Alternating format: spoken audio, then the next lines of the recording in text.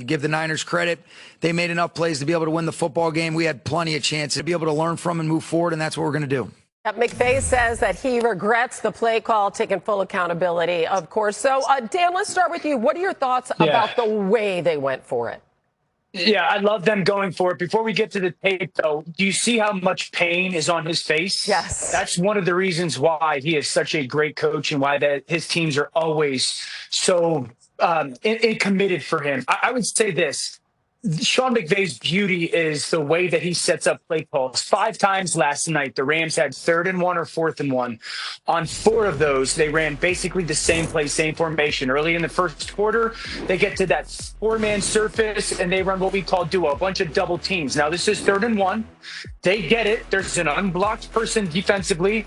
They get it, okay? So that's a good conversion. You go into the second quarter, it's same formation. This time they just have the receiver down a little bit closer, but it's the same play. 4th and 1, double teams. Okay, now they get a little bit of a backside cut, but once again, they convert. Remember, they only had this situation 5 times. The one time they threw it between Matthew Stafford and Devontae Adams. 4th quarter, a little bit earlier in the quarter. Same formation, same play. Those double teams. 3rd and 1, they find a way to go convert it. And then in overtime, you would think it's the perfect time for a great play caller to just trick the defense. And I was shocked that they lined up in the same formation and run the same play. And the fact that that safety triggers on it, I think in part is because he had seen that so much. I love him going for it. Sean McVay is one of the great play callers in the NFL. But I was just very surprised watching that back going, wow, in that situation, remember, 5 times on this situation, they ran the same exact play. I think in overtime it got him. That's a great point, Dan. First of all, I just love the fact that we're all in agreement about going for it and it's not a debate, because I feel like 5-10 years ago, there would be a lot of people arguing the other side of this. But it's an important note that, there was 3 minutes and 41 seconds left in the game, right? So it wouldn't have been the game-tying field goal per se. You're giving the Niners back a chance to drive the field, control the clock, with a chance to win with merely a field goal. So that is, I think, something we all accept and acknowledge, and we're good with it.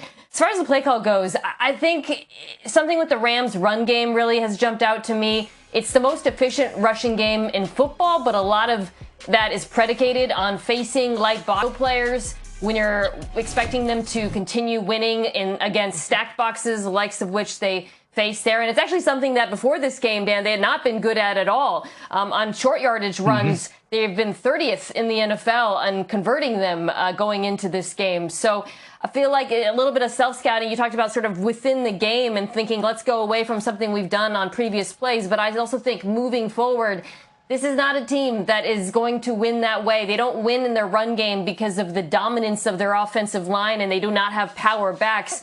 They win because of the passing game for the most part. Yeah. And that's why I think McVay probably, regrets what he did, amongst other things. Yeah, and the one thing that has really cost them is special teams, too, the last couple of games. All right, let's go to the winning team, shall we? How about Mac Jones in once again?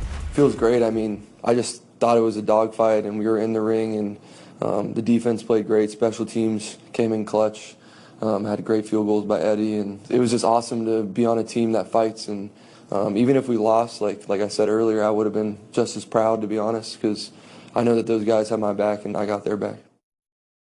Swagoo, he had 236 passing yards between the numbers. What stood out to you about his performance? That's exactly what jumped out to me, Hannah. The fact that Mac Jones was so confident in the middle of the field as a quarterback, and that shows poise. You also have to take chances. Dan has talked about this for a number of years since we've been together, is that when guys have the ability to throw across the middle of the field, it unlocks a lot about what you can do offensively. He was confident, he was poised, and look at this heat chart here that I asked for.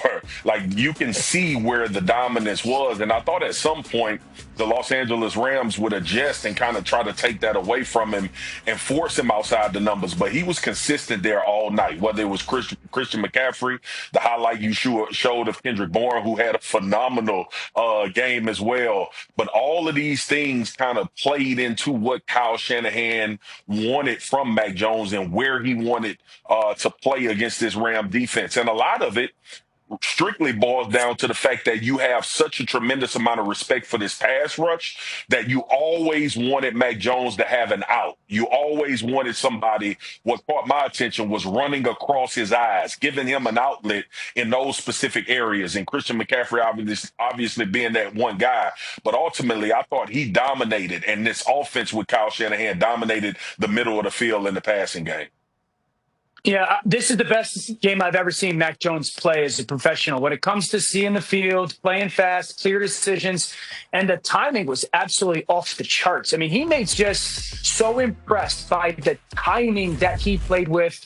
And I think it was a huge reason why, because, guys, I felt watching that game, it was almost like the Micah Dallas game the other night. You're sitting there going, how come they can't get home? And it was because he was playing so fast and getting the ball out so early.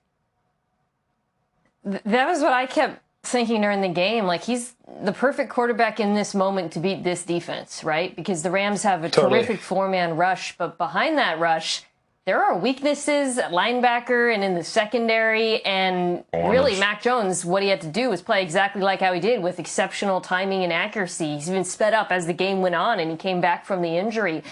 His decision-making, coupled, of course, with Kyle Shanahan's excellent play calling, just fantastic. But the other player I wanted to highlight was Christian McCaffrey. Just going back and watching some of these plays on tape, it is amazing, the defense over, so you get the tight end Tongas wide open, again, over the middle of the field.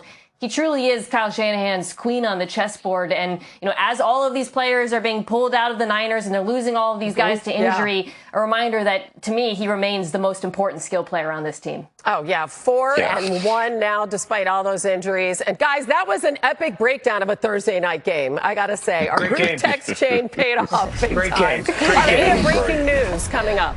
On NFL Live, Ravens quarterback Lamar Jackson has now been ruled out of the game this weekend. Strained hamstring during Sunday's loss at Kansas City. Did not practice at all this week. And just speaking of the Rams, they host the Rams next Sunday before their bye week. So he could get 2 weeks of recovery for missing one more game, which leaves Cooper Rush as their starting quarterback here.